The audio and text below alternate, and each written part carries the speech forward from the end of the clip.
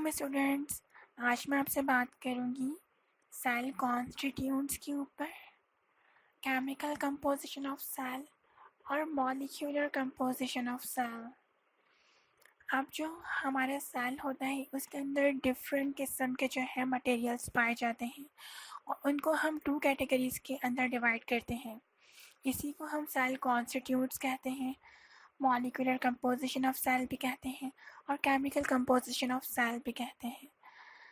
और वो 2 कैटेगरीज हमारे पास होती हैं, या तो कोई ऑर्गेनिक मटेरियल पाया जाता है हमारे सेल के अंदर या फिर इनऑर्गेनिक।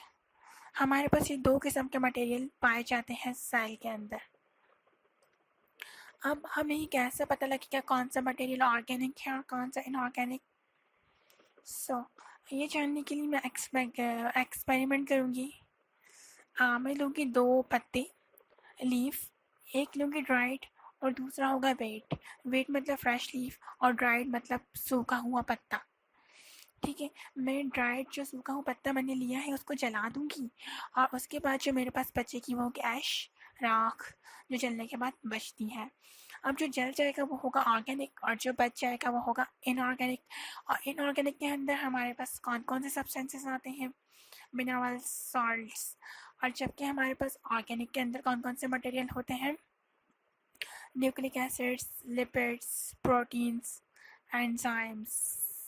आई होप आपको समझ आ गया होगा cell constituents, molecular composition of cell and chemical composition of cell. अगर कोई कन्फ्यूजन हो तो प्लीज़ नीचे दिए गए बॉक्स में कमेंट करके मुझसे कमेंट करके भी पूछ सकते हैं। और इसके अलावा आप मेरी वीडियो को लाइक कर सकते हैं, नहीं पसंद है तो डिसलाइक भी कर सकते हैं। और अगर किसी और टॉपिक पर वीडियो बनवाना चाहें तो वो टॉपिक मुझे सजेस्ट कर सकते हैं। अगर मेरा चैनल सब्सक्राइब करना चाहते हैं तो वो भी कर सकते हैं, ताकि आपको मेरी आने वाली वीडियो की नोटिफिकेशन मिलती रहे। अपना ख्याल रखिएगा, मुझे दुआ में ज़रूर याद रखिएगा। अल्लाह हाफ़िज़। फिर होगी मुलाकात नेक्स्ट वीडियो में एक न्यू वीडियो लेक्चर के साथ।